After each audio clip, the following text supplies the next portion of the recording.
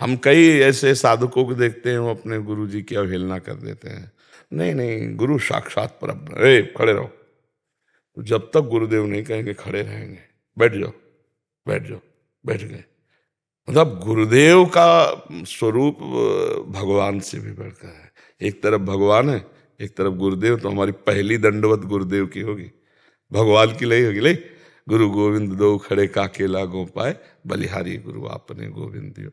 और सबसे प्रार्थना है भाई, आप कृपा करके इधर आए हो तो हमारी प्रार्थना है कोई नशा मत करो, जैसे विविध प्रकार के व्यसन और मांस आदि का भक्षण मत करो। आप मनुष्य हैं, आपकी बड़ी दुर्लभ योनि है, ये गंदे आचरणों के लिए नहीं। इसलिए व्यभिचार पर स्त्री की तरफ गंदी काम भावना, इनका त्याग कर दो और राधा राधा जपो। आप देख लेना आपका जीवन ये परलोक सकल सुख पावत, मेरी सो भैया कृष्ण गुण संचो। मेरी शपथ है, हरिवंश महाप्रभु कहते, मैं कसम खा के कहता हूं, यदि तुम भगवान का भजन करोगे तो इस लोक में और परलोक में सदैव सुखी रहोगे। और अगर भगवान से विमुख रहोगे तो शांति नहीं मिल सकती, कुछ भी हो, कुछ भी हो। एक सखी आई थी, उन्होंने कहा महाराज जी मैं केवल ये पूछने आई हूं कि विश्व की कोई ऐसी चीज नहीं जो हमारे पास ना हो, तो मैं खुश नहीं हूं। क्यों?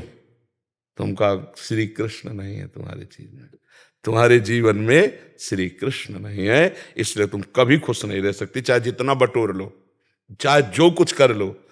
लेकिन तब लग कुशल न जीव कहूं, सपने हूं मन विश्राम, जब लग भजत न राम को शोक धाम तज। सब लोग बड़े भाग्यशाली हो, श्री धाम वृंदावन आए हो। हमें लगता है कि जैसे भी हैं भगवान के हम लोग हैं, तो संत समागम ये दुर्लभ वस्तु है, ये दुर्लभ वस्तु है। मात संगस्तु दुर्लभो। भगवान का मिलना निश्चय हो जाता है जब भगवत प्रेमी महात्मा का मिलन हो जाता है। हमारे जीवन की उन्नति उसी दिन से शुरू होती है जब संत समागम हो जाता है। दुर्लभो मानुषो देहो देहि नाम क्षण भंगुरा, तत्रापि दुर्लभम मन्येत वैकुंठ प्रिय दर्शनम। भगवान के प्यारे जनों के दर्शन होना सबसे दुर्लभ बात है। तो अब अगर आपके जीवन में यदि कोई कमी हो तो उन कमियों को छोड़ने का संकल्प करो। धीरे धीरे अपने उन कमियों को जो भगवान से दूर ले जा रही हैं, जो हमारे मनुष्य जीवन को कूड़ा करकट की तरह बर्बाद कर रहे हैं, व्यर्थ का समय नष्ट हो रहा है यदि हम भगवान का भजन नहीं करते। हम सब विपत्तियों से बचना चाहते हैं, लेकिन सूत्र नहीं जानते कि विपत्ति से बचना कैसे होता है। हरि स्मृति सर्व विपद विमोक्षणम। कहा हनुमंत विपत्ति प्रभु सोई, जब तो सुमिरन भजन न हो। खूब नाम जप करो, मस्त रहो, मन को स्वस्थ रखो। शरीर अस्वस्थ भी रहेगा तो कोई फर्क नहीं पड़ता। अगर मन बीमार है तो शरीर स्वस्थ भी रहे तो कोई फर्क नहीं, बहुत परेशान रहोगे। और अब मन की बीमारी बढ़ रही, यहां तक कि उसे डिप्रेशन में पहुंचा रहे। क्यों? Over thinking.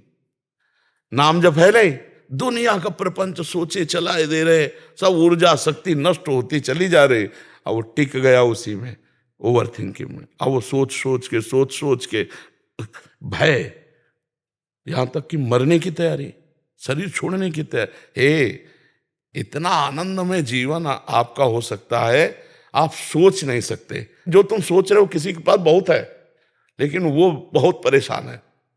आपसे तो कोई अपनी परेशानी कहेगा नहीं, अपने लोग बाबा जी हैं, अपने से सब बताते हैं। तो धन्य भाग है कि जिनके जीवन में भगवान का अध्यात्म का प्रवेश हो गया।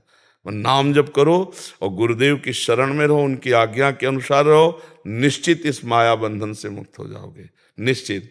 नहीं तो कुछ भी करो अहम पुष्ट होता है। भगवत प्राप्ति थोड़ी होनी हो, अहम पुष्ट हो रहा है। और गुरुदेव की कृपा से जो अनुभव लगता है, गुरुदेव की कृपा से, गुरुदेव की कृपा। कृपा शब्द और मैंने किया शब्द, इसमें बहुत अंतर है। अच्छे से अच्छी साधना होने पर मैंने किया शब्द उसे इसी भव समुद्र के पक्ष में रखता है। और कोई साधना नहीं, अधीन है, केवल गुरु की सेवा में है, वो पक्ष अध्यात्म का हो गया। ये सूक्ष्म बात हम आपको कह रहे हैं, सूक्ष्म बात कह रहे हैं। बस ये बात समझ के गुरु शरण होकर अहंकार का त्याग कर जो नाम मंत्र मिले खूब भजन करो। जीवन का लाभ भजन है। तुम्हारा रुपया, तुम्हारा शरीर, तुम्हारे सब यार मित्र यहीं रह जाएंगे, ये चंद दिन का शरीर है, कब मिटा पता नहीं। और फिर जो 83,99,999 योनियां हैं, उनमें हमको बलात् जाना पड़ेगा अगर मनुष्य जन्म में भगवत प्राप्ति नहीं की। इसलिए हम कह रहे हैं चलो ना भगवत प्राप्ति सही, तो इतना तो नाम रूपी धन आ ही जाए कि हम फिर मनुष्य बने और फिर भारत की सेवा करें, खूब नाम जप करके भगवत प्राप्ति